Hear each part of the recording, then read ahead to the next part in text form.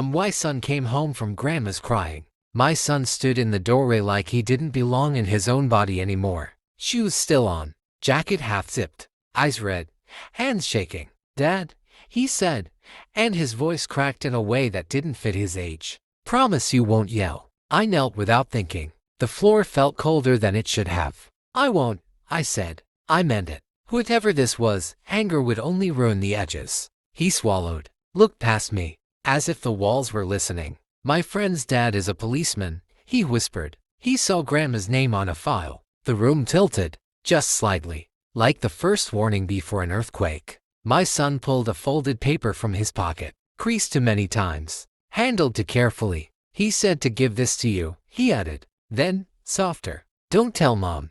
I took the paper. My hands betrayed me before my face did. I unfolded it once, then again. Names, dates, a case number burned into the page like a brand. I didn't read it all. I didn't need to. I picked my son up. Too tight. He didn't complain. 20 minutes later, we were on the highway, the city shrinking behind us, and something old and buried inside me finally exhaled. Not relief. Recognition. My mother-in-law had always been generous with smiles, with advice, with access. She volunteered to watch our son when we were tired, when my wife worked late, when life needed soft hands to catch it. I used to thank her. Now every memory rearranged itself. The way she insisted on picking him up alone, the extra phone she forgot to explain, the locked room in her house she claimed was storage. I told myself I was being dramatic, that good men don't suspect grandmothers, but good men also don't ignore police files with family names on them. The paper listed aliases, not crimes, associations, witness relocations, financial transfers. It wasn't what she'd done, it was who she still was. And then the second realization slid in quietly, like a blade. My wife knew. Not all of it, but enough. Enough to tell our son not to tell me. Enough to choose silence over safety. That was the betrayal. Not blood, not sex, but permission. I watched my son in the rearview mirror. He stared out the window, jaw tight, like he was already learning how to survive secrets. I decided then. No yelling, no accusations, no mistakes, only truth. On my terms. I didn't confront anyone. I smiled, ate dinner, asked about work. At night, while my wife slept, I built timelines. Phone records first, easy. Numbers don't lie when people do. Then bank statements. Small amounts. Too careful to be accidental. I hired a private lab under a shell company. Cross-referenced the aliases on the file. Patterns emerged. My mother-in-law hadn't disappeared from her past. She'd franchised it. I watched her interact with my son differently now.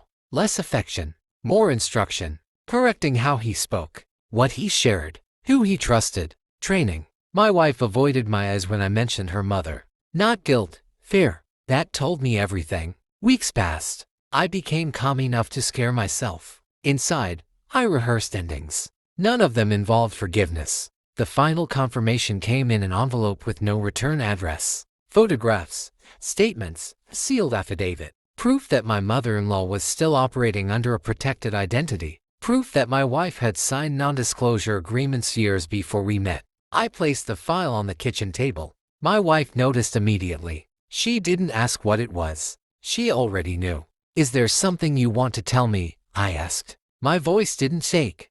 Hers did. She cried, explained, begged me to understand the danger, the reasons. I listened like a stranger would. When she finished, I slid the affidavit toward her. "I already do," I said. She broke then, not because she was exposed, but because she'd lost control of the narrative. I didn't threaten. I informed. The authorities already had copies. The school had been notified. Custody filings were submitted under emergency clauses. I had documented everything, including her choice. Her mother called that night, left 6 voicemails. I blocked the number. We left before dawn. No forwarding address. No goodbyes. Just absence. The most devastating weapon I own. Months later, my son sleeps without nightmares. I sleep without doubt. Sometimes I think about the woman who raised my wife. About the woman I married. Then I don't.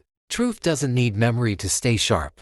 It only needs distance. And I have plenty of that now. I didn't save everyone. I saved who mattered. And I never looked back.